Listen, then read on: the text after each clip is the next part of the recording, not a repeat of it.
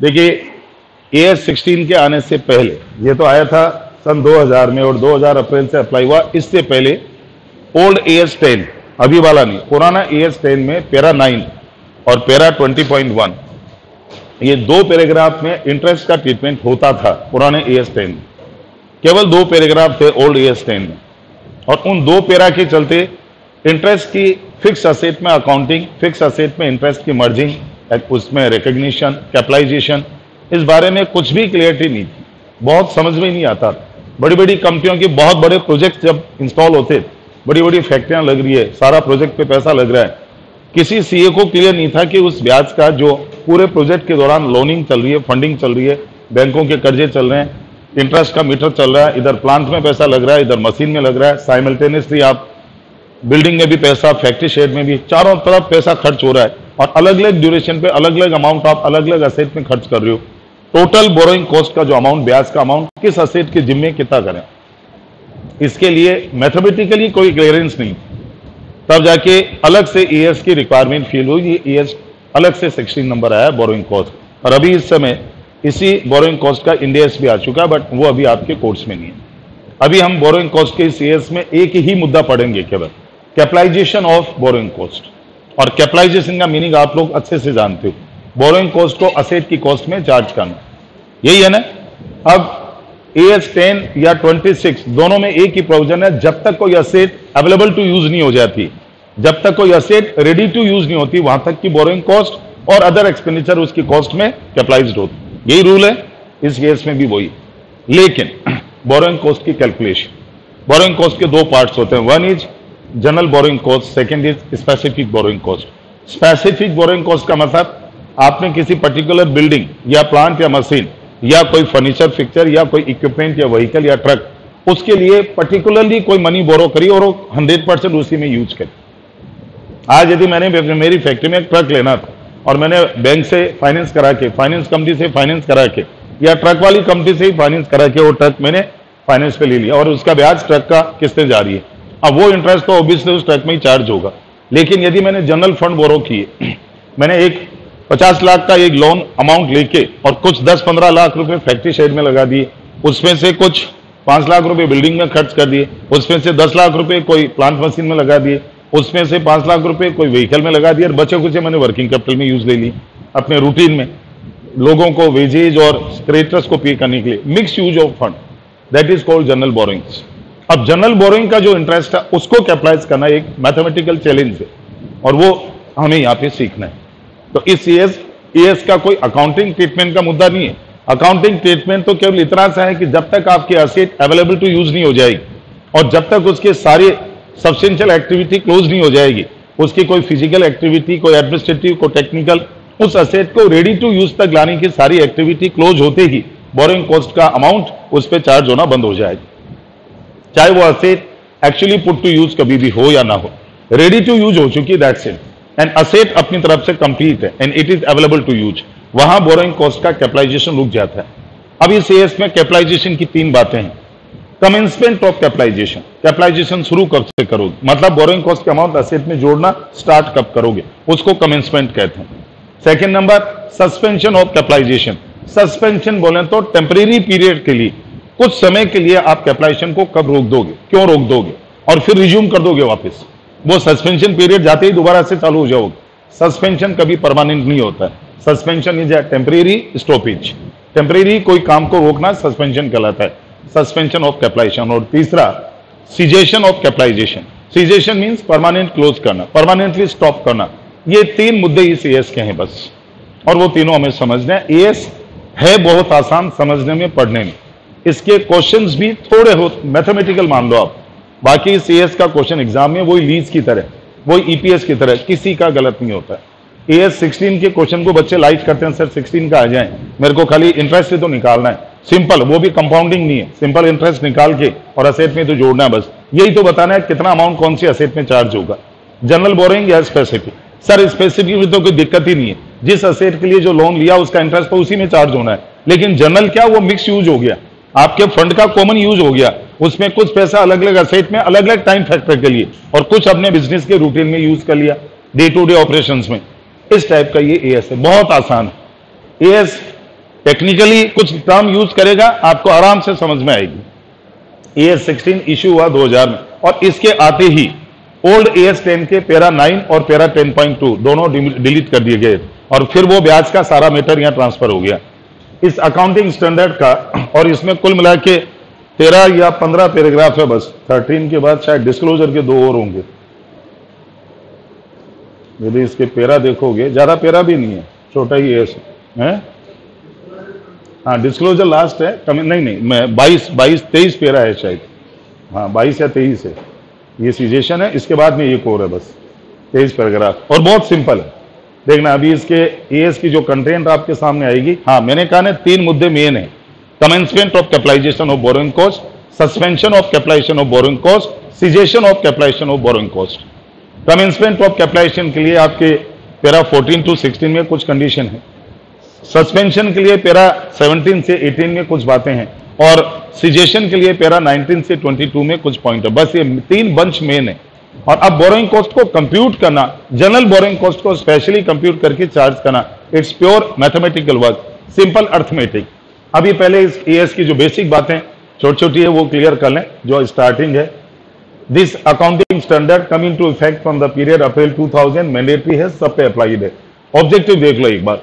The objective of, underline करते जाना, the objective of accounting standard is to prescribe accounting treatment for borrowing cost. और accounting treatment का मतलब 2 होते हैं, या तो वो बोरोइंग कॉस्ट P&L में चार्ज होगी, या वो असेट में ऐड होगी। बस 2 ही ट्रीटमेंट, तीसरा होता ही नहीं है कोई। तो accounting treatment means either to charge to P&L और टू कैपिटलाइज।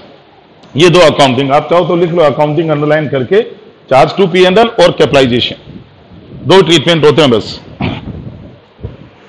या तो बोरोइंग कॉस्ट P&L में चार्ज होती है, जैसे याद करो तो फाइनेंस कॉस्ट, और या वो असेट में कैपिटलाइज होती है। ये 2 ट्रीटमेंट होते हैं। अब ये AS बताएगा कब तक तो कैपिटलाइज करना है और कब जाके P&L में शिफ्ट हो जाना है।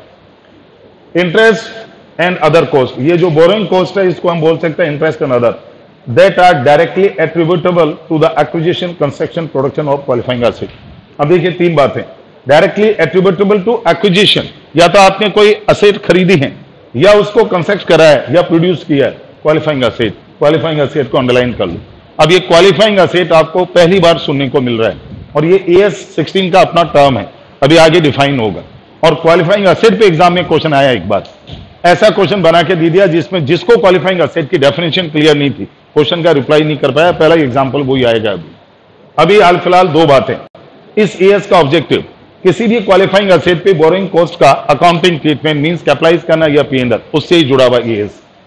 इसको this AS does not deal with actual और imputed cost of owners equity, यानी KE। इस AS में न तो KE including preference capital KP, including cost of return earning KE, ये KR, यानी इस AS में हम कॉस्ट ऑफ कैपिटल के चैप्टर की भाषा में बात करें तो न तो KE कॉस्ट ऑफ इक्विटी, न KP कॉस्ट ऑफ प्रेफरेंस, और न KR cost of return earning, तीनों छोड़ दो। केवल और केवल एक ही बचा KD, and KD is what? Cost of debt, debenture, bond, loan, term loan, bank borrowings, finance company borrowings. ये बोरोइंग्स का जो ब्याज है केवल उससे जुड़ा हुआ AS। अब इस पूरे AS में इंटरेस्ट की बात करेंगे, डिविडेंड्स के बारे में बात नहीं करेंगे। इस AS में इक्विटी डिविडेंड, प्रेफरेंस डिविडेंड, और यदि उस पर कभी टैक्स लगता था पहले उस समय DDT, ये कवर नहीं है। It means only cost of debt is covered under this AS। हम केवल KD की बात करेंगे इस AS।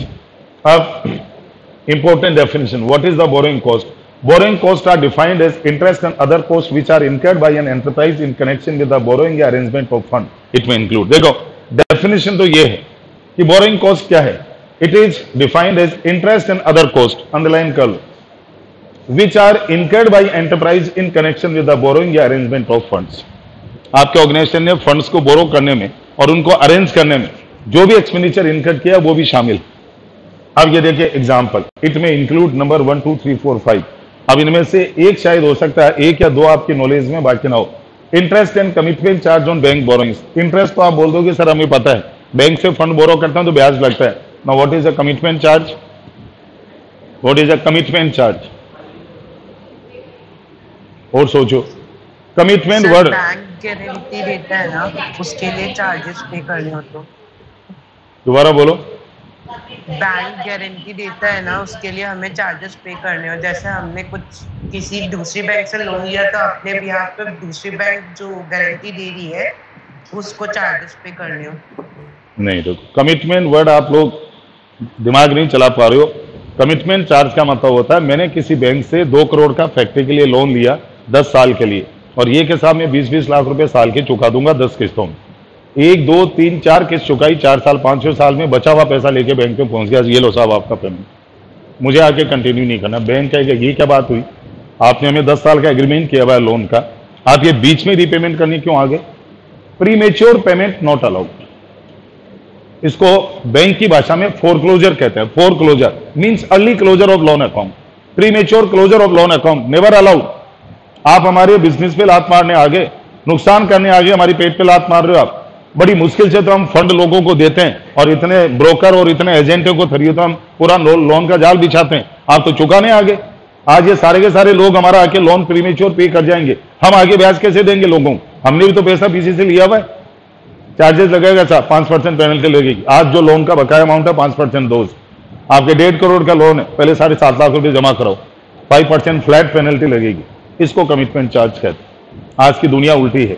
आज आपने कोई लोन किसी ड्यूरेशन के लिया तो ड्यूरेशन निभाना पड़ता है, आप बीच में ड्यूरेशन क्लोज नहीं कर सकते। फोर क्लोजर या अर्ली क्लोजर या premature closure of loan account not allowed, इसको कमिटमेंट चार्ज। दूसरा होता है नॉन यूटिलाइजेशन चार्ज। आपने जो लोन सैंक्शन करा लिया और सैंक्शन पड़ा, विड्रॉ नहीं कर रहे हो। मैंने अपना एग्जांपल एक बार स्टैंडर्ड चार्टर्ड का आपको शायद दिया हो कि स्टैंडर्ड चार्टर्ड बैंक से मैंने एक हाउस की प्लेस पे मॉर्गेज पे 1 करोड़ की लिमिट ले ली थी, एक नहीं 67.5 लाख की लिमिट लेके, और उस लिमिट को मैं फैक्ट्री के लिए यूज करने के हिसाब से एडवांस में लिमिट ले ली, मैं जरूरत पड़ेगी तो विड्रॉ कर लूंगा। अगले ने कह दिया ठीक है साहब। अब बीच में उन्होंने को सर्कुलर इश्यू कर दिया, मेरे घर पे सर्कुलर आया नहीं और बंदों ने कमिटमेंट चार्ज हर महीने लगाना शुरू कर दिया। 3.25 लाख का फिगर पहुंच गया। एक दिन मेल चेक कर रहा था, उसमें मेल में आपका इतना पैसा बाकी। अरे भाई मैंने तो लोन विड्रॉ ही नहीं किया, मेरी तो लिमिट अनयूज्ड है। चेकबुक 100 चेक की बुक यूं क्यों पड़ी है अभी सील पे, मैंने तो एक भी चेक नहीं काटा। बोला सर वो नहीं है नॉन यूटिलाइजेशन चार्जेस, आप यूज क्यों नहीं कर रहे? अरे कौन सा कमिटमेंट था? बोला सर लोन एग्रीमेंट का पॉइंट नंबर 17.2 देखो, उस पर लिखा है कि नॉन यूटिलाइजेशन चार्जेस बैंक कभी भी इंपोज कर सकता है बाई ड्यू इंटीमेशन। सर हमने इंटीमेशन कर दी थी आपको हमने डाक से भेजा। मैंने कहा मेल किया? बोला नहीं। मैंने कहा कोई ब्रांच मैनेजर आया, कोई फोन पे बात हुई? बोला नहीं। मैंने कहा तुम लोकल डाक से भेजा, रजिस्टर्ड पोस्ट है? नहीं। उसका तो मेरे पास सिग्नेचर है, कोई मुझे कागज मिला? नहीं। तो मैंने कहा लोकल डाक कैसे भेज सकते हो तुम? इतना बड़ा प्रोविजन चेंज कर रहे हो एग्रीमेंट का and you are putting non utilisation charges. तो झगड़ा चला और बाद में तो फिर वो लीगल मामला हो गया, जब जाके फिर मैं जीता। हेलो, अल्टीमेटली ये कमिटमेंट देखो, कमिटमेंट चार्ज के दो बातें, प्रीमेच्योर पेमेंट ऑफ लोन पे चार्जेस लगता है और यदि आपने यूटिलाइज नहीं किया तो भी लगता है। Amortisation of discount of premium related to borrowings. अब आप याद करो, अमोर्टाइजेशन तो सब जानते हो, discount on issue of debenture जानो तो धीरे धीरे पेंडल में चार्ज कर सकते हो ना, लेकिन ये प्रीमियम कौन सा आ गया? फिर डिबेंचर का चैप्टर याद करो, प्रीमियम ऑन रिडम्पशन, जिसको लॉस ऑन इश्यू बोलते हैं हम लोग, वही तो पीएनएल में जा सकता है ना। तो ये loss on issue of debenture को प्रीमियम कह रहे हैं हम, it's basically premium on redemption, और ये है discount on issue. Amortisation of ancillary cost को अंडरलाइन कर लो। What is ancillary cost? Ancillary होता है सप्लीमेंट्री, सब्सिडियरी, अदर्स। लोन लेने में और क्या क्या खर्चा हो सकता है ब्याज के अलावा? अरे file processing charge, brokerage commission, professional fees, सारे है। लोन आज अपने दम पे थोड़ी ले लेंगे बड़े लोन, कोई ना कोई फाइनेंसर जो सीए वगैरह जो प्रोफेशनल है उनकी हेल्प लेनी पड़ती है, बहुत लंबी चौड़ी फाइलें बनती है, प्रोसेसिंग चलती है, टाइम लगता है, तब जाके लोन रिलीज होते हैं। तो एंसिलरी कॉस्ट में लोन अरेंजमेंट के सारे खर्चे आ जाते हैं। Amortisation of ancillary cost incurred in connection with the arrangement of borings. हाँ जी, ऑडिट तो वो डिपेंड करता है, हाँ आ सकती है ना। यदि सामने वाले ने कह दिया साहब आपके अकाउंट्स ऑडिटेड आएंगे तब हम लोन देंगे, वो बिल्कुल आएगी। यदि वो कहते हैं आईटीआर फाइल करके लो तो वो भी आएगी फिर, क्योंकि कई बैंक और फाइनेंस कंपनी बिना आईटीआर के लोन नहीं देते, पिछले कम से कम 2 या 3 साल के आईटीआर मांगते हैं। अब आप कह रहे हो मैंने आईटीआर भरी नहीं, कभी भरो साहब, जाओ किसी सीए के पास, वो भी ancillary cost.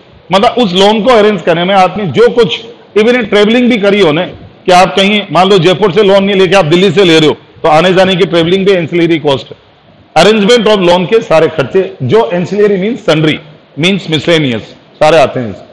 Finance charge in respect of asset acquired under finance lease hire purchase. जो अभी याद करो, हमने फाइनेंस लीज में टेबल नहीं बनाते थे, उसमें वो फाइनेंस चार्ज की टेबल बनती थी, तो वो भी तो बोरोइंग कॉस्ट ही है। एंड लास्ट ये वाला जो पार्ट है, ये शायद हमने AS11 पढ़ा था। AS11 में ये ASI इशू हुआ था और उसको 16 से जोड़ा गया, लेकिन वहां हमने चला के नहीं लिया क्योंकि इसको AS16 में डाल दिया गया ASI।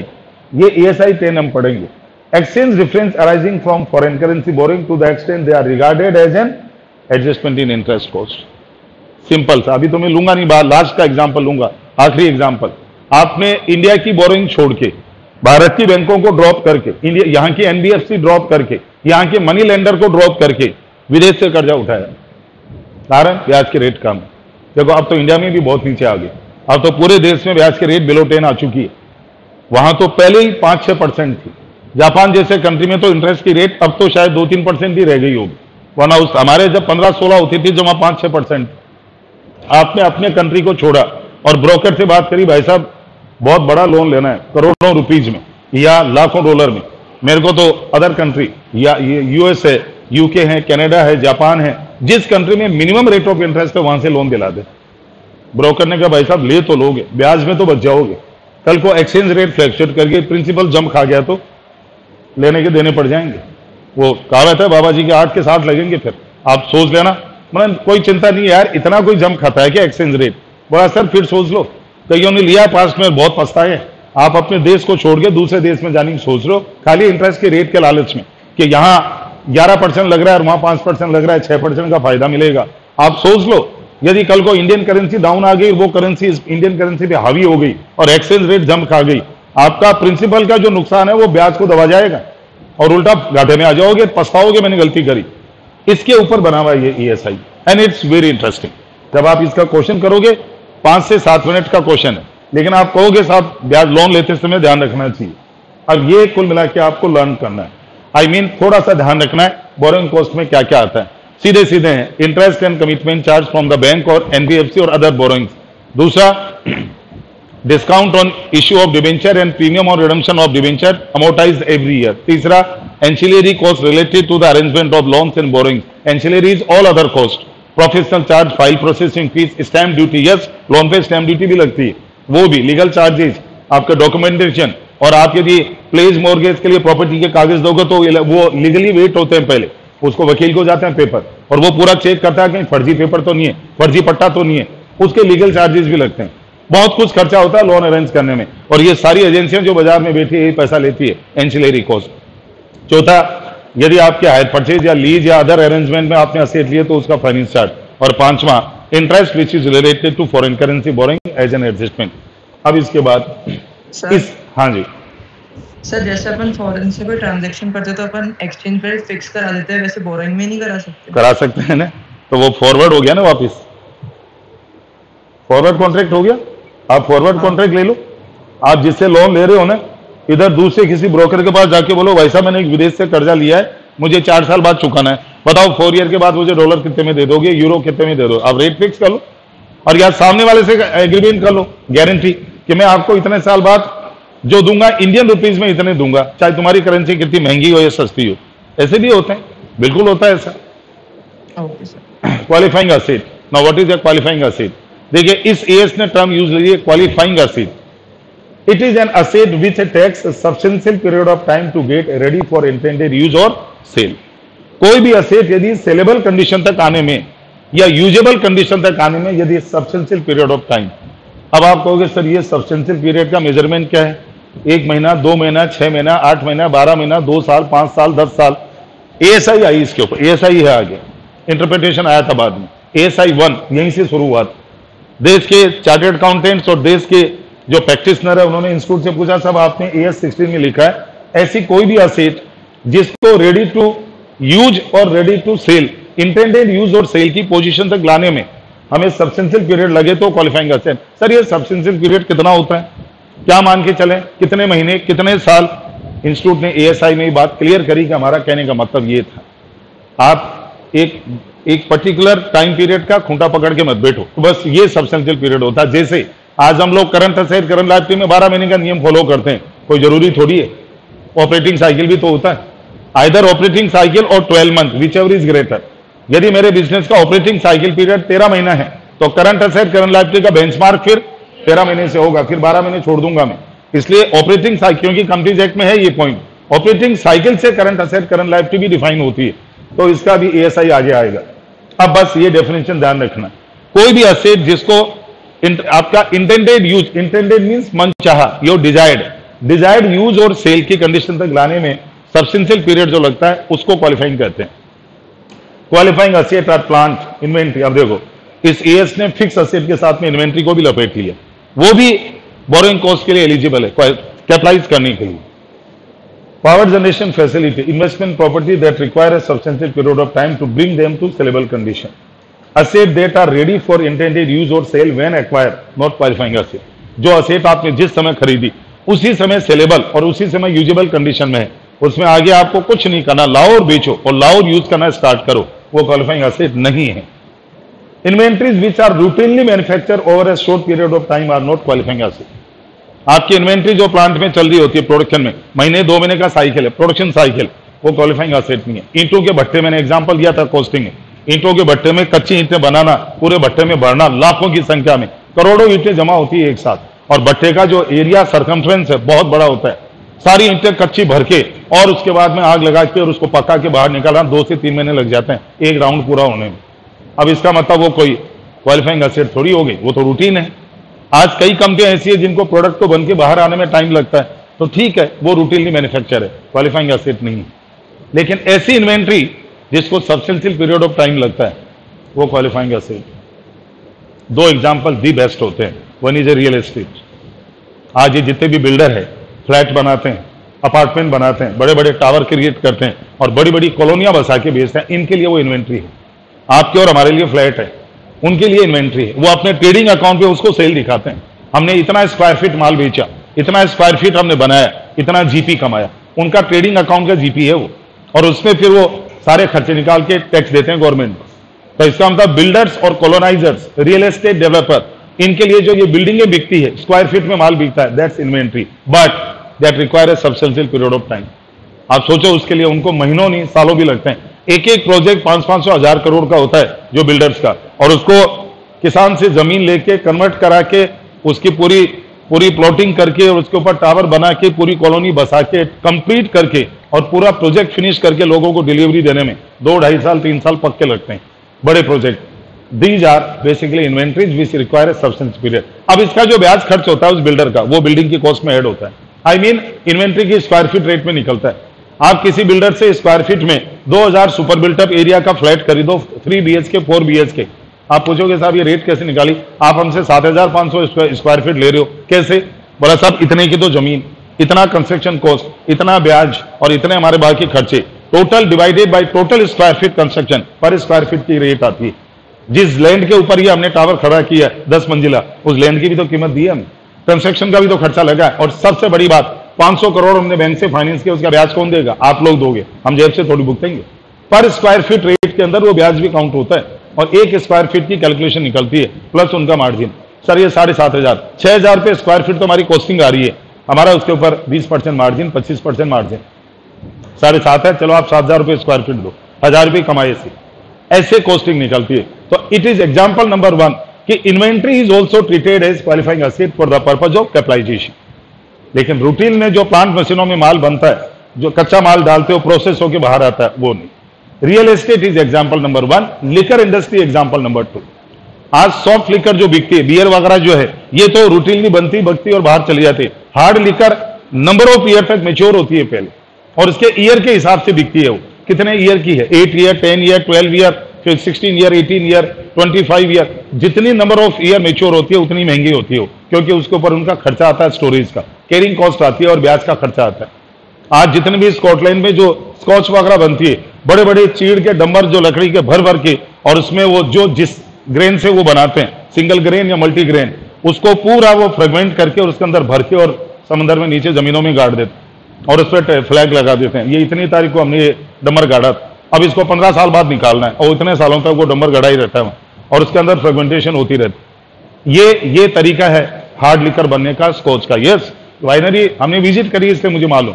इटली गया था, इधर फ्रांस वगैरह, तो पूरी वाइनरी दिखाई थी हमें, और फ्लैग लगे देखा, देखो साहब ये तब का गड़ा हुआ है और इसके नीचे ड्रम है, 200 लीटर 500 लीटर के बड़े बड़े चीड़ के ड्रम होते हैं लकड़ी, उसके अंदर, और वो फ्रेगमेंट होती रहती है। अब हिंदी में थोड़ा गंदा शब्द है, इंग्लिश में फ्रेगमेंटेशन।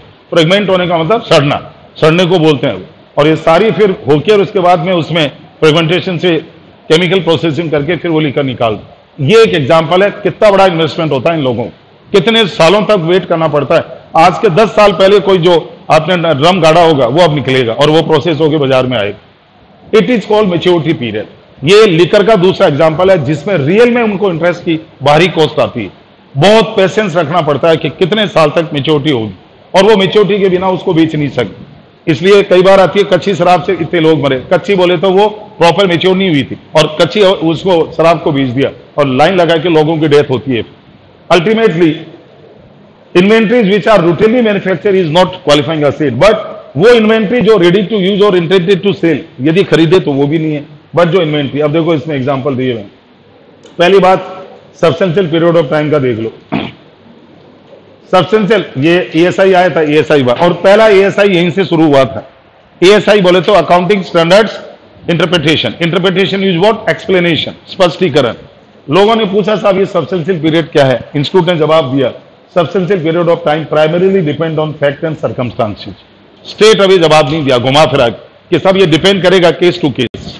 फिर भी ordinarily, generally, not always, ordinarily a period of 12 months is considered substantial period unless shorter or longer period can be justified on the basis of fact and circumstance। Institute ने कहा साहब generally, ordinarily 12 महीने का period substantial period होता है, but इससे shorter भी और इससे लॉन्गर भी पीरियड आप जस्टिफाई करो तो ठीक। अब आपको यही बोल दिया गया 12 महीने का, खूंटा पकड़ के मत बैठ जाना। जब हम प्रैक्टिकल करेंगे सर देखो इसमें 12 महीने पूरे नहीं हुए, अब ये क्वालिफाइंग एसेट कैसे हुई? 8 महीने भी लग गए प्लांट को इंस्टॉल होने में तो वो भी क्वालिफाइंग एसेट। हम 12 मंथ का बेंचमार्क नहीं बनाएंगे अपनी तरफ से। चलने आगे, asset constructed under major capital expansion, ship, real estate development ordinarily take month or more than month to get ready intended use or sale until this। अब देखो एक चीज और ले ली, asset construction major capital expansion ship। आज लोग जो हवाई जहाज या जहाज जो पानी के जहाज है उसका ऑर्डर देते हैं शिपिंग कंपनी या एयरक्राफ्ट कंपनी को। आपका शिप बनने में, एयरक्राफ्ट बनने में टाइम, एयरक्राफ्ट तो चलो इंडिया में नहीं बनते हैं, शिप तो यहाँ पे भी, मिनी शिप तो यहाँ पे भी बन रहे हैं। या रेलवे की जो आपके जितनी बोगियां और रेलवे के इंजन, चितरंजन में जो इसका कारखाना है, अब वहां सोचो कितना टाइम लगने में एक पूरा ट्रेन तैयार होता है, कितना टाइम लगने में पूरा शिप बनकर तैयार होता है। महीनों नहीं, साल, 2 साल, 3 साल में एक शिप बनता है। अब इस दौरान उस पर जितना खर्चा लाखों करोड़ों का हो रहा है उसके ऊपर ब्याज लगता है। तो shipping company, aircraft company, railway company, railway manufacturing company, ये सब, और plus real estate. Now in case of inventory substantial period of time considered to be involve where the time is a major factor in bringing about a change in the condition of inventory। For example, liquor is often required to kept in store for more than 12 months for maturity। कम से कम 12 महीने पहले liquor ये लोग बेच ही नहीं सकते, वो mature ही नहीं होती। तो उसमें भी जो सब्सटेंशियल पीरियड है वो भी क्वालिफाइंग एसेट। अब कुल मिला के अब तक की क्वालिफाइंग एसेट की डेफिनेशन से 2 बात क्लियर कर लेना, चाहे कोई टेंजिबल, चाहे कोई इंटेंजिबल और चाहे कोई inventory, they suppose to be qualifying. कब? जब उनको ready to use, intended use और सेलेबल कंडीशन तक लाने में यस आंसर दोगे तो सब्सटेंशियल पीरियड ऑफ टाइम को अंडरलाइन करोगे। और इंटेंडेड यूज और सेल, उसका जो डिजायर्ड यूज और सेल है वहां तक लाने में, ये अभी क्वेश्चन आने वाला आगे, इसकी के बाद देखना शायद उसमें है क्या एग्जांपल, अभी नहीं होगा, आगे आएगा। चलो एग्जांपल 1 आए जब बोल देना मुझे, वो इसमें मेरे है या नहीं देख लूंगा। चलो एक्सप्लेनेशन, बस 2 ही डेफिनेशन इस ईयर्स में, या तो बोरोइंग कॉस्ट और या क्वालिफाइंग, ये 2 डेफिनेशन मेन है। अब आगे क्वेश्चन करो तो इन दोनों डेफिनेशन का जरा ध्यान रखना, स्पेशली इस पे क्वालिफाइंग एसिड। एक्सप्लेनेशन, अब मैंने आपसे कहा था इस ईयर्स के अलग अलग पार्ट्स है, सुन लो। पैरा नंबर 6-7 बोरोइंग कॉस्ट का रिकॉग्निशन बताएगा। बोरोइंग कॉस्ट को कहां रिकॉग्नाइज करें, P&L में या असेट में, बस 2 में से एक ऑप्शन देगा आपको। कौन सी बोरोइंग कॉस्ट तो असेट में कैपिटलाइज्ड होगी, चाहे इन्वेंट्री हो, चाहे कोई फिक्स असेट टेंजिबल हो, चाहे इंटेंजिबल हो, और कौन सी बोरोइंग कॉस्ट P&L में जाएगी और कब से जाएगी। ये पैरा 6 और 7। पैरा नंबर 8 से 12 बोरोइंग कॉस्ट के कमेंसमेंट ऑफ कैपिटलाइजेशन, बल्कि कमेंसमेंट नहीं, borrowing cost eligible for capitalisation. कौन कौन सी बोरोइंग कॉस्ट होती है जो कैपिटलाइज हो सकती है, दोनों, जनरल और स्पेसिफिक।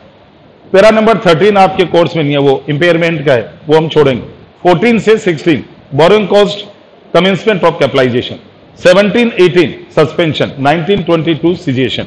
ये कुल मिला के पैकेट्स हैं। अब अभी हाल फिलहाल हम बात करें 6 से 7, बिल्कुल सिंपल सी दो बात है जो आपकी 11वीं क्लास से नॉलेज में। Borrowing cost should be capitalised as a part of cost of asset if the following condition satisfy. अब आप 11th क्लास में कंडीशन पढ़ के आते हो तो एकमात्र कौन सी, जब तक कोई असेट हमारी अवेलेबल टू यूज या रेडी टू यूज नहीं होती वहां तक की कोई भी कॉस्ट है उसके अंदर ऐड होती है। इस एएस ने 3 शर्तें लगा दी है। Borrowing cost should be capitalised as a part of asset if the following condition satisfied. Number 1, borrowing cost are directly attributable to the acquisition, construction और प्रोडक्शन। सीधी सी बात है, उस बोरोइंग कॉस्ट का उस असेट से रिलेशन भी तो होना चाहिए कोई। अब डायरेक्टली एट्रीब्यूटेबल मतलब डायरेक्टली कनेक्टेड, चाहे खरीदने से चाहे बनवाने से। अब कंस्ट्रक्शन तो आता है in house construction of any asset, building और ये सब। प्रोडक्शन में आती है इन्वेंट्री, और एक्विजिशन में तो कोई भी असेट हो सकती है। तो किसी असेट को एक्वायर करना, कंस्ट्रक्ट करना, प्रोड्यूस करना, उससे रिलेटेड कोई कॉस्ट है वो कैपिटलाइज होगी। Qualifying asset will give future economic benefit. उस क्वालिफाइंग असेट से आपको फ्यूचर में इकोनॉमिक बेनिफिट्स मिलेंगे। और borrowing cost can be measured reliably. अभी कुछ दिन पहले हमने ES 26 पढ़ा था कि कोई भी इंटेंजिबल असेट में कॉस्ट कब ऐड करोगे, जब उसका मेजरमेंट रिलायबल हो और उस असेट से आपको फ्यूचर में इकोनॉमिक बेनिफिट होंगे। पढ़ा था। ES 10 में भी यही बातें हैं। ये ES 10 में भी तीनों शर्तें लिखी हुई है। गुडविल को इंटेंजिबल असेट के तौर पे सेल्फ जनरेटेड को बुक्स में रिकॉग्नाइज नहीं करने के पीछे यही तो रीजन होता है। उसका कॉस्ट मेजरमेंट कहां है? आप गुडविल में श्योरली कैसे कह सकते हो मेरा इतना खर्चा हुआ है? हाउ कैन यू से लाइक दैट? आपको क्या पता उससे गुडविल बनी थी? और यदि आपने लोगों को एंटरटेन किया, खिलाया पिलाया, उनके साथ में जो भी कुछ रिफ्रेशमेंट किए, गिफ्ट दिए, तो वो तो एडवर्टाइजिंग हो गई। वो तो एडवर्टाइजिंग में चार्ज कर चुके आप P&L में, उसको फिर गुडविल क्यों बोल रहे हो? Now there are 3 condition. पहली डायरेक्टली एट्रीब्यूटेबल, एक तो इसको अंडरलाइन कर लो। दूसरी इकोनॉमिक बेनिफिट। तीसरा मेजरमेंट रिलायबली। ये 3 शर्त पूरी होगी तो बोरोइंग कॉस्ट कैपिटलाइज्ड होगी। डायरेक्टली एट्रीब्यूटेबल का मीनिंग बताया गया। लोगों ने कहा ये डायरेक्टली एट्रीब्यूटेबल का मेजरमेंट क्या है? तब आप ये कह सकते हो इस बोरोइंग कॉस्ट का इस असेट से डायरेक्ट रिलेशन है। एएस ने बात जो बोली बड़ी घुमा के देखो, अब समझना इनका मीनिंग क्या होता है। Directly attributable cost are those borrowing cost that would have been avoided if the expenditure on that qualifying asset had. अब इसका मीनिंग समझो। अगर आपने वो असेट एक्वायर नहीं करी होती, नहीं बनाए, तो वो बोरोइंग कॉस्ट खर्च ही नहीं होती। आज मैंने कोई गाड़ी ली नहीं होती तो मैं काहे को किस्तों के लपेटे में आता। अब वो गाड़ी के चक्कर में किस्तें चालू हो गई तो ब्याज भी चालू हो गया। सीधी बात है, यदि कोई इंटरेस्ट या बोरोइंग कॉस्ट इसलिए स्टार्ट हुई क्योंकि आपने क्वालिफाइंग असेट को एक्वायर किया या बनवाया, अदरवाइज यदि आपने उस असेट को ना बनाया ना खरीदा होता तो शायद आप बोरोइंग कॉस्ट से बच सकते थे, आप अपनी बोरोइंग कॉस्ट को अवॉइड कर सकते थे। इसका मतलब दोनों में relation. The determination of amount of borrowing cost that are directly attributable to cost of acquisition, construction, production of qualifying asset often difficult, therefore exercise of judgement is required. अब ये हम पढ़ेंगे जब आगे कॉमन पूल में से पैसा use करेंगे। आपने अपने ऑर्गेनाइजेशन में 5 करोड़ के डिवेंचर इशू कर दिए। अब उस डिवेंचर के आए हुए पैसे को आप जगह जगह यूज कर रहे हो अलग अलग मकसद से। अब उसमें से क्वालिफाइंग असेट में कितना गया इसका जजमेंट बहुत इंपॉर्टेंट।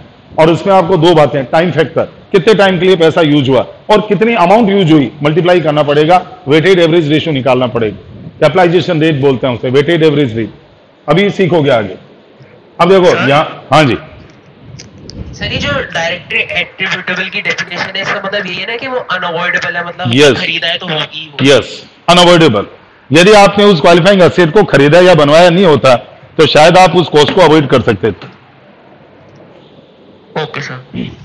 अब देखो यहां से तो क्या लिख रहे हैं, borrowing cost should be capitalised as a part, ये कंडीशन हो रही है। अब क्या कह दिया, other borrowing cost are recognised as an expense in the period when. ये क्या मतलब होता है as an expense? Charge to P&L। ये तो सारे एएस में ये लिखते हैं, सीधा सीधा तो लिखते ही नहीं है कि other borrowing cost should be charge to P&L। Other borrowing cost are recognised as an expense in the period when they are incurred. अब अदर से क्या मतलब हुआ, इसको छोड़। अब ये कौन सी वाली है जो कैपिटलाइज होगी? तो जो कैपिटलाइज नहीं होगी वो कहां जाएगी फिर?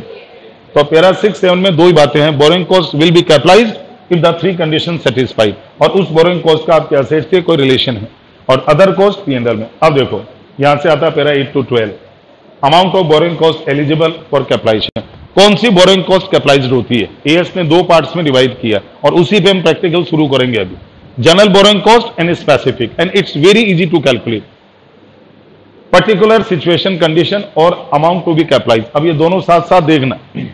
when funds are borrowed specifically for the purpose of obtaining a qualifying asset and borrowing costs that directly relate to that qualifying asset can be readily identified। दो बातें, जब आपने किसी क्वालिफाइंग असेट के लिए स्पेसिफिकली फंड बोरो किए और उस बोरोइंग कॉस्ट का रिलेशन उस क्वालिफाइंग असेट से आइडेंटिफाई करना पॉसिबल है, तो क्या करना है? Actual borrowing cost incurred on that borrowing during the period less any temporary investment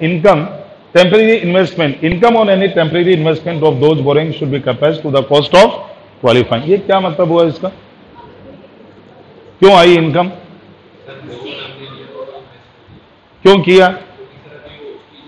yes, आपने कोई फंड बोरो कर लिया जल्दबाजी में, बैंक से फाइल लगाई और उन लोगों ने दमादम पास भी कर दिया लोन।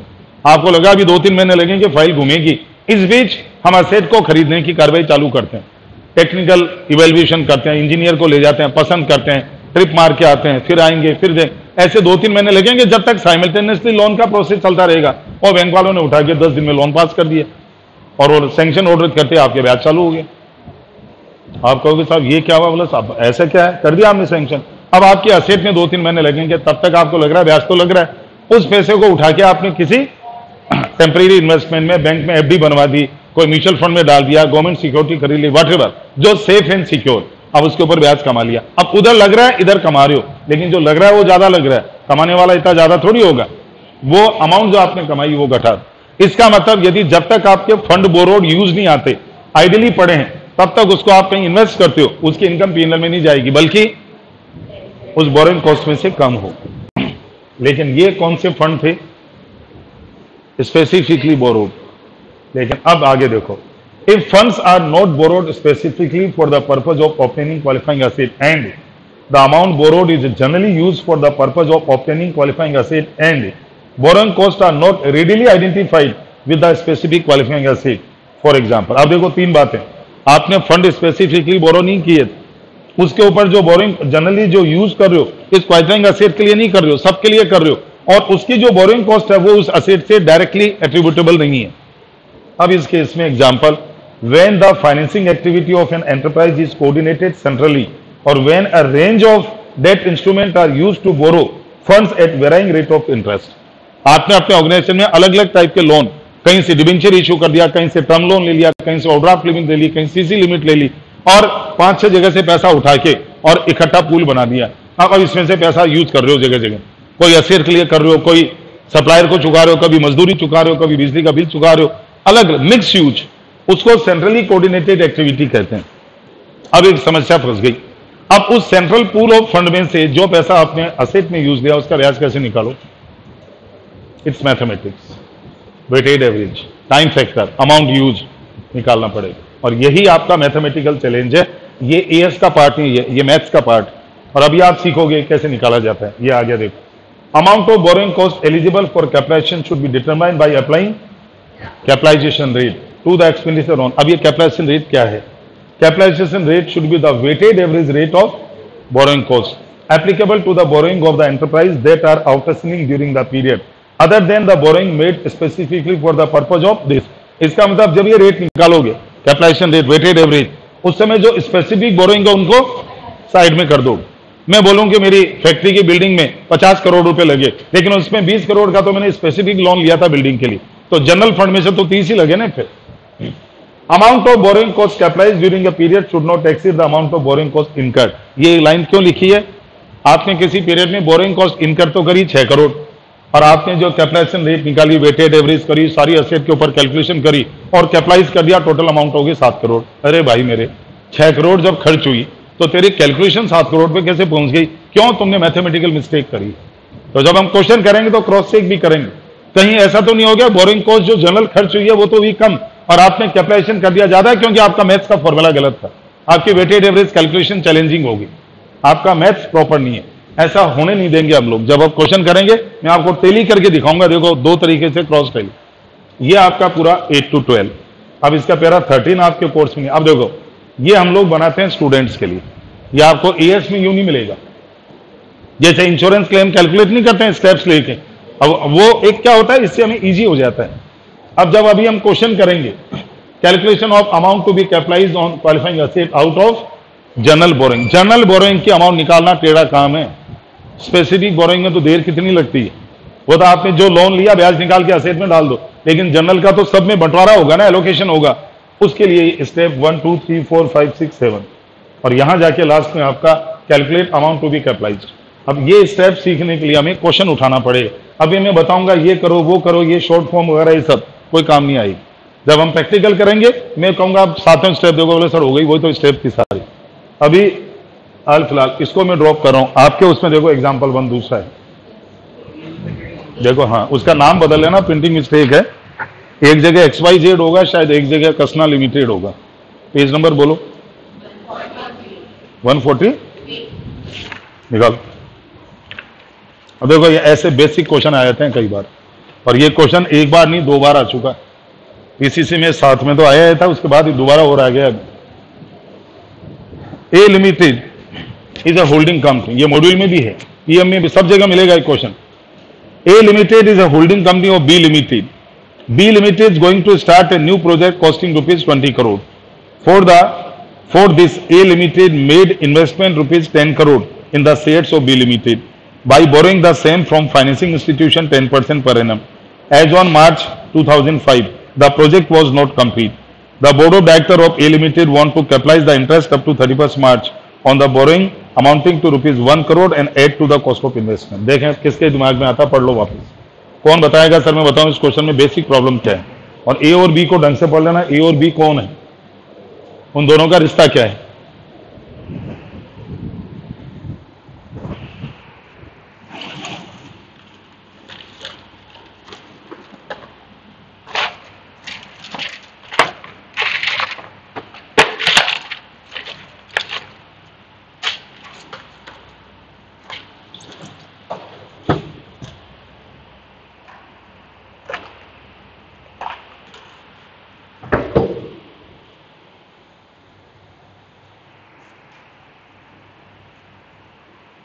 इतना मुश्किल नहीं है,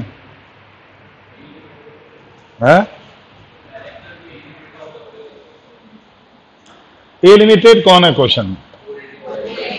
किसकी? Holding company. A limited B की होल्डिंग है, चलो मान लिया।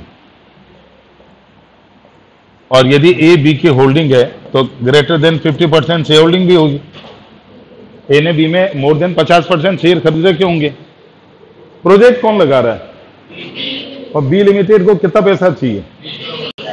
बी लिमिटेड को नया प्रोजेक्ट लगा रही है, न्यू प्रोजेक्ट, और उसमें 20 करोड़ रुपए चाहिए, और बी लिमिटेड के पास पैसा है नहीं। ए ने कहा हम तुम्हारी हेल्प कर देते हैं, कैसे? हमें 10 करोड़ के शेयर इशू कर दो, ऑलरेडी तो है जो है, रुपीज 10 करोड़ के शेयर इशू कर दो, इक्विटी शेयर, और वो हम खरीद लेते हैं। इसका मतलब तुम शेयर कैपिटल इशू कर दो, वो हम परचेज कर लेंगे। अब ए लिमिटेड ने बी को कह तो दिया शेयर खरीदने के लिए, बी ने इशू भी कर दिए, ए के पास पैसा ही नहीं है। अब इसने क्या किया? ए ने कोई लोन लिया 10 crore at the rate of 10% per annum, और इस तरह से साल भर का इंटरेस्ट कितना बन गया? 1 करोड़ इंटरेस्ट हो गया। अब सिनेरियो ये है, ए है बी की होल्डिंग, बी लगा रही है प्रोजेक्ट, बी को चाहिए 20 करोड़, ए ने कहा आधी रकम तो हम दे देंगे तुझे, लेकिन उसके लिए हमें शेयर इशू कर दो, हम तुम्हारे और शेयर पहले तो है और दे दो। चलो, बी ने 10 करोड़ तो यहां से जुटा लिए, 10 बाजार से उठा लिए होंगे, और प्रोजेक्ट बी लिमिटेड का अभी भी चल रहा है।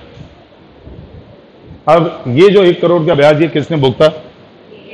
ए लिमिटेड इस ब्याज को कैपिटलाइज करना चाहती है, टाइम है कॉस्ट ऑफ इन्वेस्टमेंट, क्योंकि ए ने तो बी में इन्वेस्टमेंट ही खरीदे ना, उसके ऊपर कैपिटलाइज करना चाहती है। क्या इन्वेस्टमेंट क्वालिफाइंग एसेट है? क्या इन्वेस्टमेंट खरीदने से लेके रेडी टू यूज या रेडी टू सेल कंडीशन तक लाने में कोई टाइम लगता है? आप अभी खरीदो, अभी दिन में बेच दो वापस से। इन्वेस्टमेंट तो at the time of purchase ready to use ready to sale होते हैं, उसमें कहीं की क्वालिफाइंग एसेट? क्वालिफाइंग एसेट पे क्वेश्चन आया था। इसमें क्वेश्चन में अटैक ही इस बात पे मारना था कि qualifying asset is any asset which require है substantial period of time to get ready for intended use or sale. Since in case of investment there is no time involved in getting ready to use or sale, hence investment is not a qualifying asset. अब A limited इसको कहां charge करें? फिर P&L। Project किसका है? B limited ने 10 को कहां से अरेंज कर लिए? Share capital. तो क्या शेयर कैपिटल पे ब्याज दोगे? बाकी 10 का क्या किया होगा? उसका जो ब्याज है वो कैपिटलाइज होगा प्रोजेक्ट में। तो इसके लिए क्वालिफाइंग एसेट है। तुम्हारे लिए कौन सी क्वालिफाइंग एसेट हो गई? You are the investor. Investment qualifying asset कब से होने लग गए? इस पे क्वेश्चन आ गया था। तो एग्जाम में स्टूडेंट को क्वालिफाइंग एसेट को भी डिफाइन करना था और इनफैक्ट बोरोइंग कॉस्ट को भी डिफाइन करना था। Borrowing cost is the interest and other cost which are incurred in arrangement of borrowings. Qualifying asset का भी प्रोविजन लिखना था। Borrowing cost is capitalized in the cost of qualifying asset if that qualifying asset requires a substantial period of time to get ready for intended use or sale. In the case of A Limited, money was borrowed by A Limited from the market 10% and it was invested in the shares of B Limited. Project is going to implement by B Limited which required 20 crore. Out of which 10 crore was share capital issue. Remaining 10 crore was arranged by B Limited at on. The interest incurred by A Limited. Management of A Limited want to capitalize the interest in the cost of investment. In our opinion, investment is not a qualifying asset. और in fact हमने अभी कल परसों AS13 भी पढ़ा। Investment में क्या capitalise होता है? इन्वेस्टमेंट की कॉस्ट निकालते हो तो एक तो परचेज प्राइस, दूसरा ब्रोकरेज, तीसरा स्टैंप ड्यूटी। ब्याज कब से जोड़ने लग गए हम? आज यदि मैं आज 22 जुलाई को बाजार से किसी कंपनी के शेयर या डिवेंचर खरीदूं और मैं ब्रोकर से पैसा उधार लूं तो इधर उधार लेके उधर चुका दूंगा, शेयर आ जाएंगे। अब मेरी क्वालिफाइंग एसेट क्या है? इन्वेस्टमेंट। अब जो ब्याज मेरा खर्च होगा तो P&L में जाएगा, तो इन्वेस्टमेंट की इनकम ही तो P&L में आएगी, दोनों मैचिंग हो जाएगी। इन्वेस्टमेंट के ब्याज कब से कैपिटलाइज होने लग गया? इन्वेस्टमेंट कौन सी क्वालिफाइंग एसेट होती है? उस पर क्वेश्चन आया था। अब इसका सॉल्यूशन पढ़ो, नीचे देखो अगले पेज पे। अब एग्जाम में आएगा तो आपको वो 3 पार्ट्स पे जाना है। पहले आपको बोरोइंग कॉस्ट और क्वालिफाइंग एसेट दोनों को डिफाइन करना है। उसके बाद में ए लिमिटेड का ये केस पुट ऑन करके और सीधा सीधा चैलेंज करना है कि मैनेजमेंट ऑफ ए लिमिटेड का ट्रीटमेंट बिल्कुल इनकरेक्ट है, गलत। ये बोरोइंग कॉस्ट एसेट की कॉस्ट में इन्वेस्टमेंट में ऐड ही नहीं हो सकती क्योंकि इन्वेस्टमेंट क्वालिफाइंग एसेट है ही नहीं। रीजन, डेट ऑफ एक्विजिशन से date of ready to use में there is no time difference. Time difference is 0। काहे का क्वालिफाइंग एसेट? आज 22 तारीख को आप इन्वेस्टमेंट खरीदो, दिन में बेच दो वापिस। Ready to use, ready to sale, रखना है तो रखो। क्वालिफाइंग एसेट कब से होने लग गई? वो substantial time period of time तो छोड़ो, एक दिन का भी गैप नहीं होता इन्वेस्टमेंट में। इसलिए मैनेजमेंट गलत है और ये इंटरेस्ट पूरा P&L में जाएगा। Capitalization of interest on the borrowing cost AS16 state that borrowing cost that are directly attributable to acquisition, construction, production of qualifying asset should be capitalized as a part of the cost of asset. Qualifying asset is an asset that necessarily takes a substantial period of time get ready for use or sale. For example, manufacturing plant, power generation facility, etc. that require a substantial period of time to bring them to sellable condition. In the given case, interest of 1 lakh should not be capitalized because as per AS16, investment of 10 crore in the shares of B Limited by A Limited is not a qualifying asset. Only borrowing cost incurred up to the date of acquisition is allowed to be capitalized, that would be nil in case of investment. यदि आप investment के लिए कोई loan बाजार से उठाओ, जैसे आज आपने 22 तारीख को तो लोन ले लिया और इसके बाद में आप इन्वेस्टमेंट करोगे अगले महीने अगस्त में या सितंबर में, तो ये जो पीरियड का गैप है वो भले ही कैपिटलाइज कर सकते हो। या तो कंपनी ने इधर लोन उठाया और इधर बी के शेयर में पैसा लगा दिया, कौन सा टाइम लगा? हाँ, कई बार ऐसा होता है। आज ऐसी कोई सिक्योरिटी बाजार में जिसके अंदर वेटिंग चल रही है और आपने वो, जैसे आपको आरबीआई के बॉन्ड खरीदने है ना, आप इस समय आरबीआई के बॉन्ड जैसे शॉर्टेज चल रही है, आप पैसा ब्रोकर से उधार ले लो और आरबीआई का बॉन्ड अप्लाई कर दो। जब आरबीआई बॉन्ड इशू करेगा तो आपको अलॉटमेंट आ जाएगा। इस बीच गैप लग सकता है अप्लाई करने से लेके अलॉटमेंट के। जैसे कंपनियों में लोग शेयर एप्लीकेशन में पैसा लगाते हैं लेकिन अलॉटमेंट आते आते कुछ दिन तो लगते हैं, उसका गैप कह सकते हो। वो गैप भी नहीं है यहाँ तो एक सब्सिडरी आपको सीधा शेयर अलॉट कर रही है, पब्लिक इशू थोड़ी आया है कोई। That is nil. Therefore the intention of company is wrong. As an auditor, it should be brought to the knowledge of management and interest of 1 crore should be shown as expenditure in P&L account. तो ये question straight away qualifying asset की definition पे आया था कि आप qualifying asset को misguide कर रहे हो। इन्वेस्टमेंट कभी क्वालिफाइंग एसेट हो ही नहीं सकती। हाँ, यदि आपने कोई प्लांट मशीन वगैरह, जैसे बी का प्रोजेक्ट है ऐसे ए का प्रोजेक्ट होता और ए ने अपने प्रोजेक्ट के लिए कहीं से पैसा लिया होता, जैसे बी ने भी लिया होगा 10 करोड़, तो समझ में आती है कि आपके प्रोजेक्ट के लिए पैसा ले रहे हो। प्रोजेक्ट तो क्वालिफाइंग एसेट होती है क्योंकि उसमें तो टाइम लगता है। ये इस तरह का एक एग्जाम्पल था। अब एक बार मैं इस एग्जाम्पल को ड्रॉप करके पहले एक बार थ्योरी कंप्लीट कर दूं। बहुत अच्छा क्वेश्चन है ये, दोनों कराऊंगा मैं क्लास। एक तो ये पहला आपके 2 नंबर होगा, देखो है ना, और एक तीसरा और आ गया, वो इसी का कंटिन्यूशन है। इसके आगे जो है ना, ये इसी का कंटिन्यूशन है कि सपोज इन अबव एग्जाम्पल, ये दोनों साथ करेंगे आप। आधा घंटा जरूर लगेगा, लेकिन आपके हाथ खुल जाएंगे।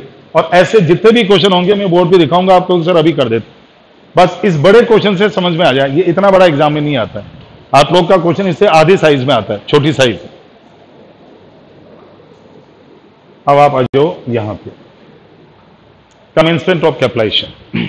बोरोइंग कॉस्ट को कैपिटलाइज करना कब कमेंस करो, यानी कैपिटलाइजेशन की डेट, स्टार्टिंग डेट क्या होगी। ईएस ने अगेन 3 शर्तें लगा दी। Capitalisation of borrowing cost to the qualifying asset should commence only if the following 3 conditions are satisfied, not either or, all the 3 conditions। और वो दिन कैपिटलाइजेशन की शुरुआत चालू हो जाएगी। और कब तक कैपिटलाइज होगा वो आगे आएगा। देखो यहां स्टार्टिंग पॉइंट की बात कर रहे हैं हम, कैपिटलाइजेशन शुरू कब से होगा। अब कैपिटलाइजेशन का तो मीनिंग क्लियर है सबको, what is the capitalization, asset की कॉस्ट में ऐड करना। इसका स्टार्टिंग पॉइंट, कमेंसमेंट पॉइंट क्या होगा और एंडिंग पॉइंट क्या होगा। एंडिंग आगे आएगा अभी, और एंडिंग भी 2 तरह की आएगी, टेम्परेरी एंडिंग और permanent ending. Temporary is suspension, permanent is cessation.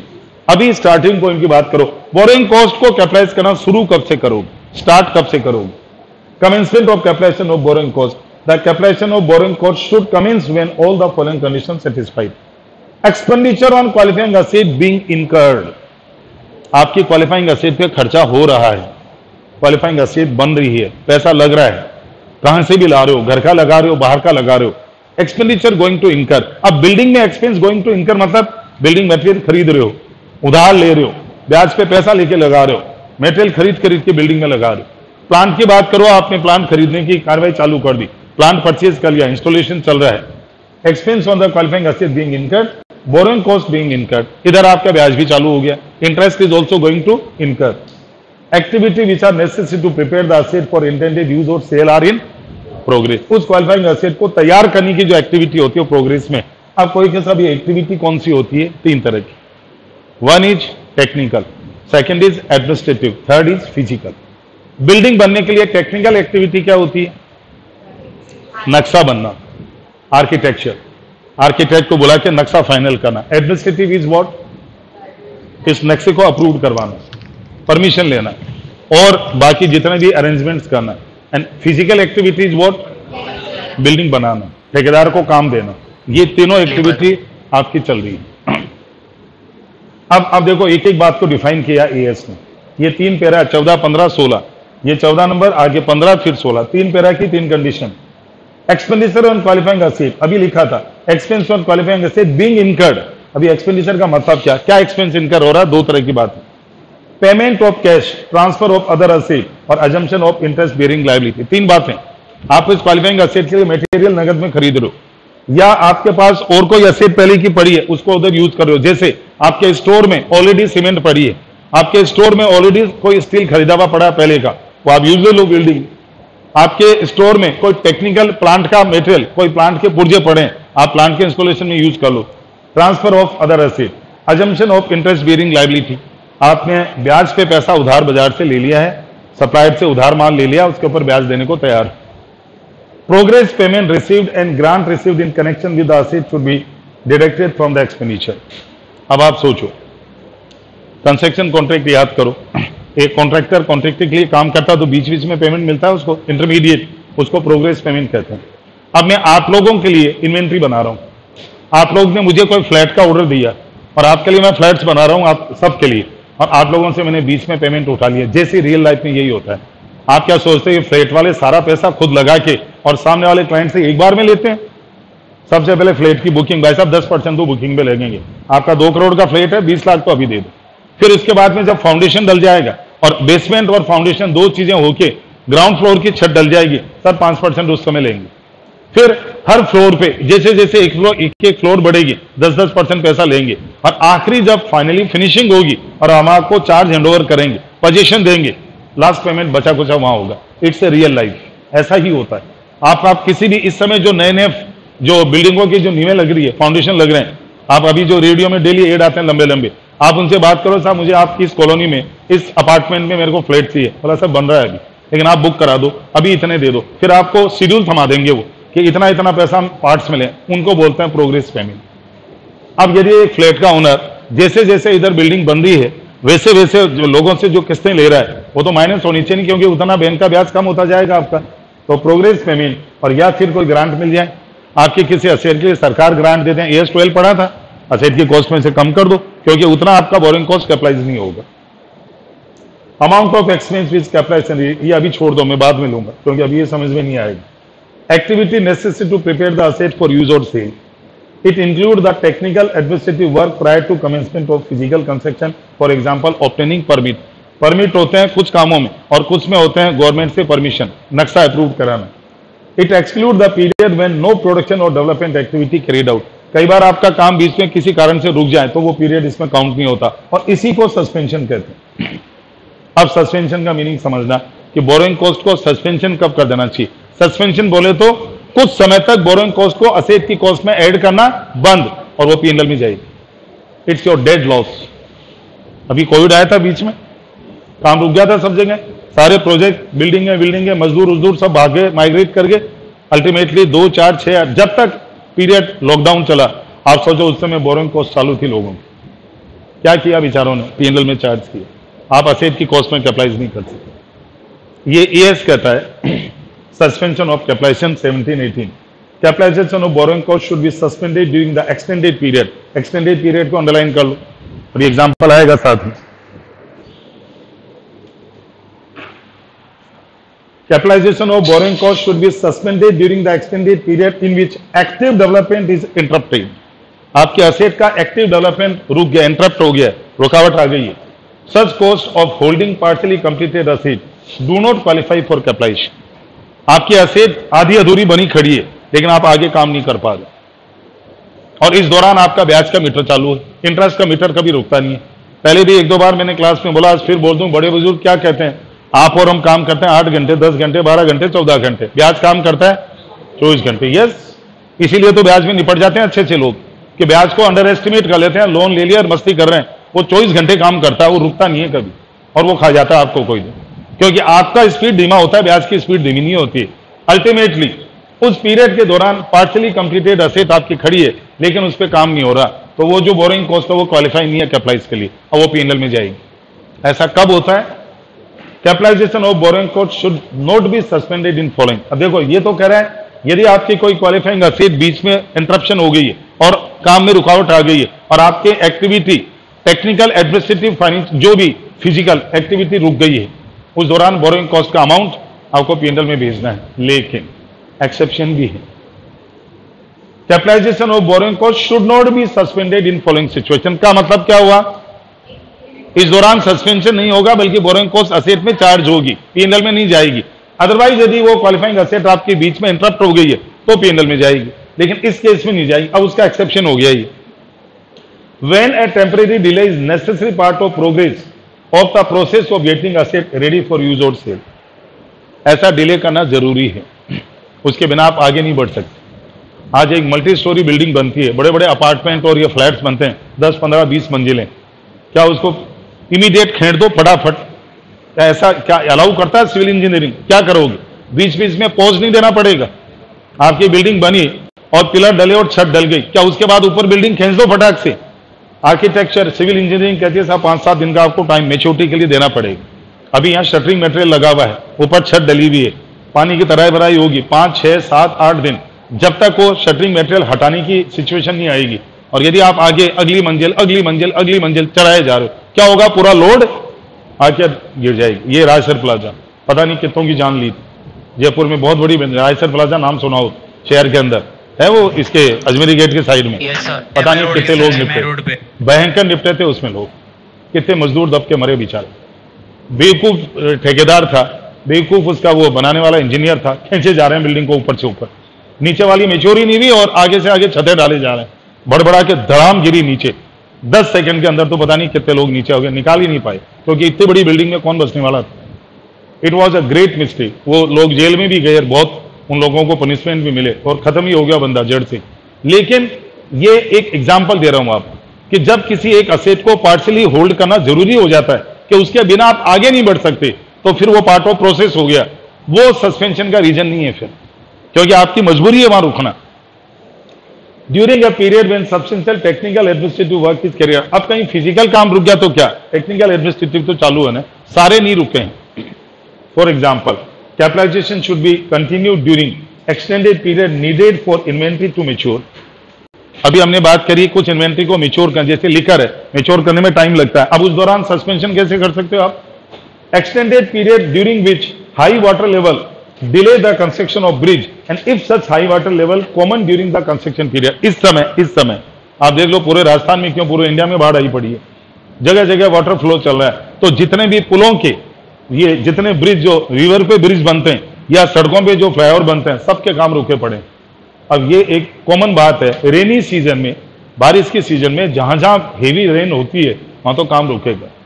लेकिन यदि अभी हम बात करें, ये तो चलो जुलाई अगस्त का महीना है, कल को दिसंबर में जाके पता लगा साहब राजस्थान में बाढ़ आ रही है और उस दौरान आपका काम रुक गया और हाई वाटर लेवल, नदियों का पानी बह रहा है, वो एक्सेप्शन, वो बेसिकली एब्नॉर्मेलिटी है। लेकिन रेनी सीजन में हेवी रेन होना ये तो एक नॉर्मल सी बात है, ये आपके सस्पेंशन का रीजन नहीं है। अब इसका हाथों हाथ एक एग्जाम्पल देखो, 3-4 बार आ चुका है। हाँ,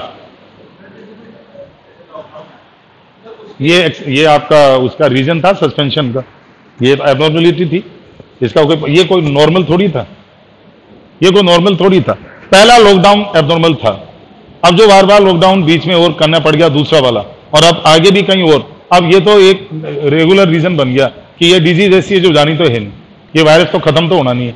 अब उसके इसमें यदि कोई माइनर लॉकडाउन या कोई छोटे से पीरियड के लिए होता है, लोग इग्नोर मार रहे हैं, कोई बात, ब्याज है, चार्ज करो असेट के अंदर। और अब तो लोगों ने कंडीशन डालना और शुरू कर दिया कि साहब ये प्रोजेक्ट आपका मैं कर रहा हूं, लेकिन बीच में कोविड के कारण से 2-4-10 दिन के लिए, 15 दिन, 20 दिन के लिए लॉकडाउन लग गया, तो मैं ब्याज आपसे लूंगा, मैं उस दौरान माफ नहीं करूंगा।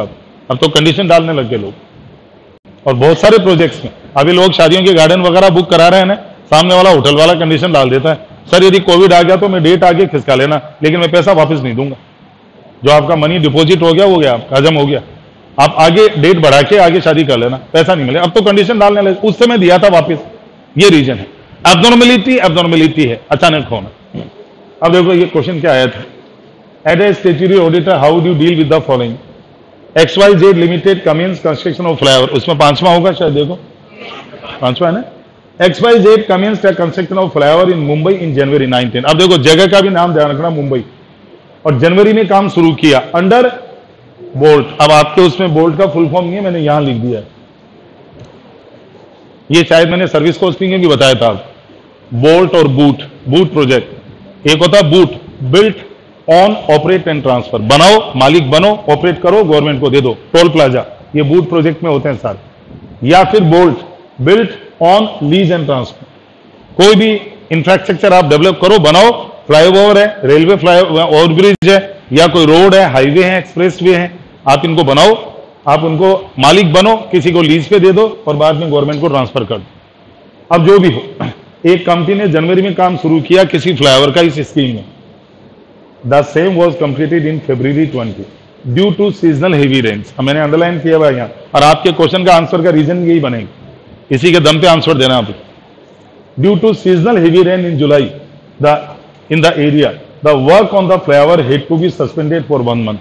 1 महीना आपका काम रुक गया था फ्लाईओवर, और वो भी जुलाई के महीने। और इस समय यही हालत है, अभी बॉम्बे में धमाके से पानी गिर रहा है, खूब अच्छा खासा पूरा बॉम्बे भरा हुआ है पानी से, सारी जगह वाटर फ्लो चल रहा है। राजस्थान में भी बाढ़ आई पड़ी है, गुजरात में भी बाढ़ आई पड़ी है। अल्टीमेटली ये सीजन ऐसा है ना कि इस समय राजस्थान में यहाँ नहीं है, लेकिन बाकी सब जगह आई हुई है।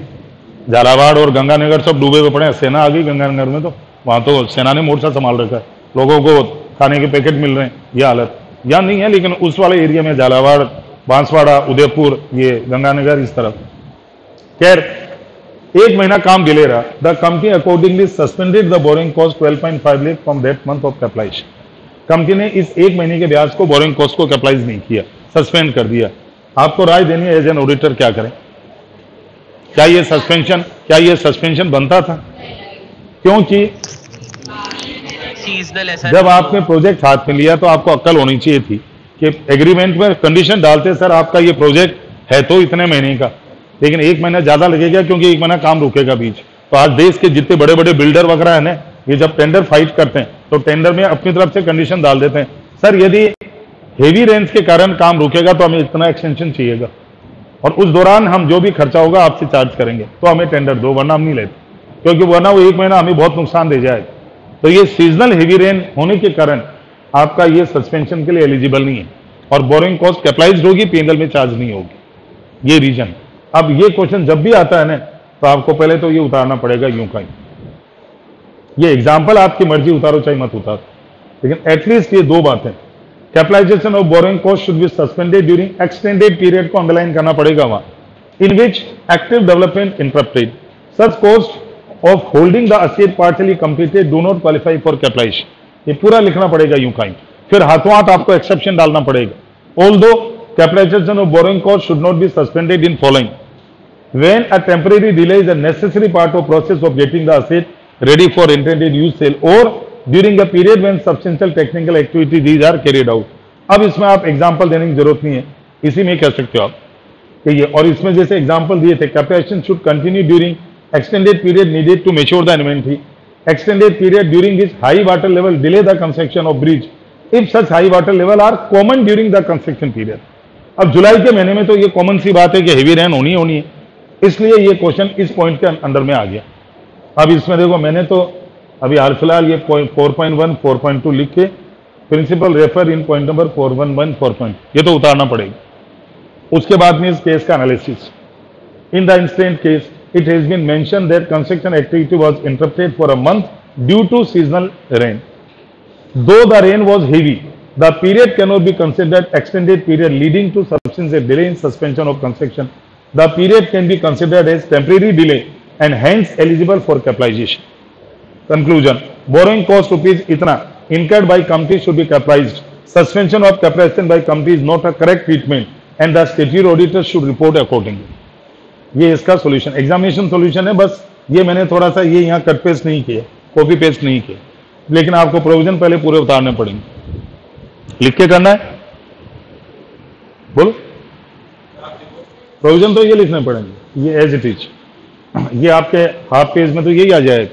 फिर ये केस की स्टडी है, केस एनालिसिस, और फिर लास्ट में कंक्लूजन करना। बोलो। क्वेश्चन तो कराऊंगा मैं लिखवा के, अभी नहीं तो बाद में कराऊंगा। एएस के हर एएस में 5-5 6-6 क्वेश्चन तो आपको लिख के करना है थ्योरी वालों में।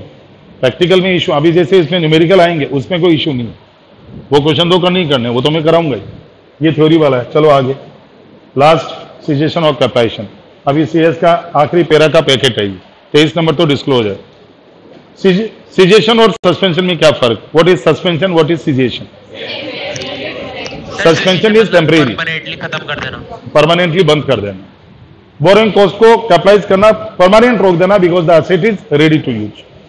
All the activities substantially completed, technical, physical, या आपके यूं कहिए एडमिनिस्ट्रेटिव, सब खत्म। अब कोई माइनर वर्क क्लाइंट की रिक्वेस्ट पे कंटिन्यू रह सकता है।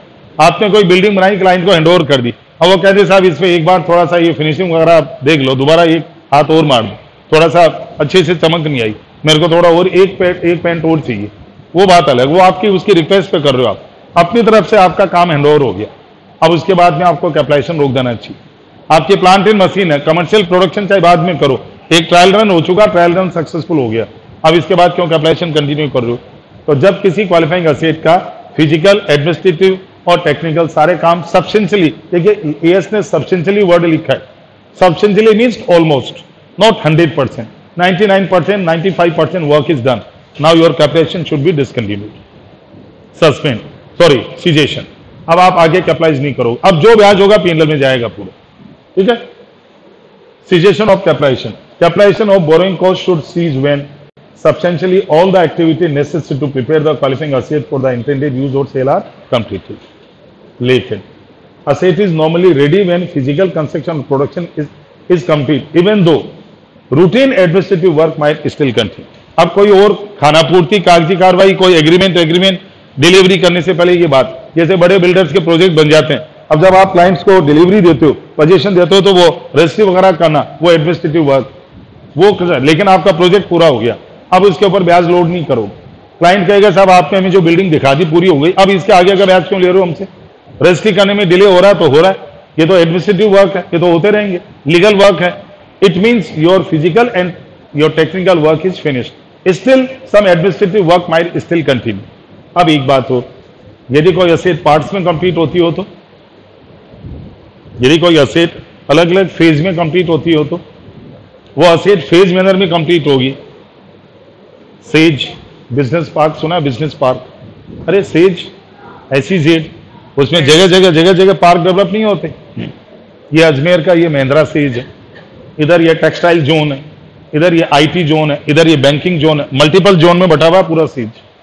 जब ये महिंद्राज ने सेज स्टार्ट किया था तो इन्होंने सबसे पहले IT जोन बना के खड़ा कर दिया था, और ये इन्फोसिस और डोशा बैंक और ये सारे आके वहां पे KPO BPO शुरू हो गए जो अब तक चल रहे हैं। बहुत पुरानी बात हो गई अब। फिर इन्होंने टेक्सटाइल जोन बना के हैंडओवर कर दिया, फिर इन्होंने बैंकिंग जोन बना के खत्म कर दिया। अलग अलग जोन वाइज काम हुआ है, और ये पूरा सेज स्टेज में बना है, अलग अलग फेज में। ES कहता है यदि आपकी कोई असेट फेज मैनर में कंप्लीट होती है तो जो फेज उसका कंप्लीट हो गया उसका कैपिटलाइजेशन बंद कर दो। जैसे ये रेलवे, अभी जयपुर में मेट्रो का जाल नहीं बिछ रहा है, ये अब मानसरोवर रोड से चांदपोल का एक फेज पूरा हो गया, दूसरे पे काम चल रहा है। अब उसका कैपिटलाइजेशन होगा, जो हो चुका उसका कैपिटलाइजेशन क्यों कर रहे हो?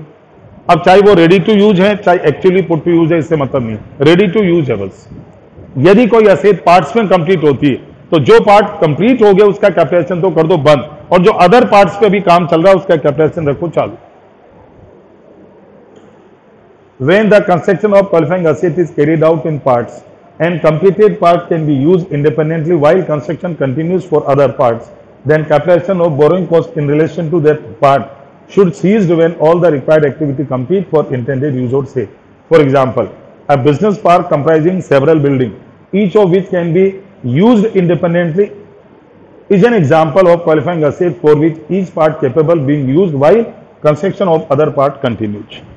यदि एक बिजनेस पार्क आप बना रहे हो, सेल्स डेवलप कर रहे हो, या कोई भी तरह का कोई बड़ा मान लीजिए कोई ऐसा प्रोजेक्ट लेके आए हो जो फेज मैनर में कंप्लीट हो रहा है, तो ऐसे केस में जो फेज कंप्लीट हो गई उसका कैपिटलाइजेशन रोक दो, उसको P&L में चार्ज करो आगे, और बाकियों का कैपिटलाइज करो। Disclosure requirement para 23, the accounting policy adopted for borrowing cost, the amount of borrowing cost capitalize. मतलब ये ES कहता है इस देश की हर एंटिटी को अपने नोट्स टू अकाउंट्स में बताना पड़ेगा हमने कितनी बोरोइंग कॉस्ट इस साल कैपिटलाइज करी और हमारी बोरोइंग कॉस्ट कैपिटलाइजेशन की पॉलिसी क्या थी, हमने असेट को कंप्लीटेड कब माना, एडमिनिस्ट्रेटिव और ये, और सस्पेंशन हुआ तो कितना हुआ, ये खाली नोट्स टू अकाउंट में देने वाली बात है।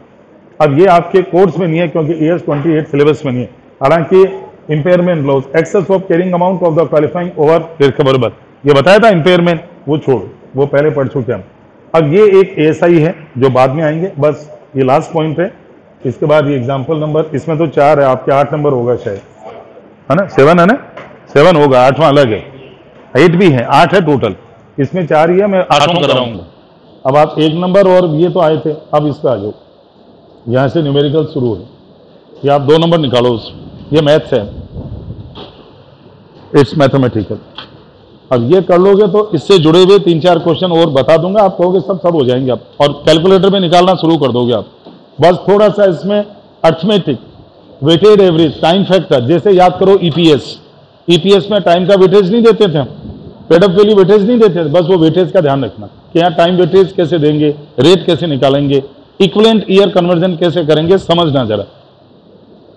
Y limited made the following borrowing, borrowings में ये तो बोरिंग है, ये डेट ऑफ बोरिंग है, ये अमाउंट है, ये पर्पज है, और ये रिलेटेड। अब ये इसके ऊपर लिख लो आप एंसिलरी कॉस्ट, ये तो होती है एंसिलरी कॉस्ट। इसमें एक ब्रेक मार दूंगा, रिकॉर्डिंग में लंबा हो जाएगा, 2 हो जाएगी तो ठीक रहेगा, बड़ी फाइल हो जाएगी वो।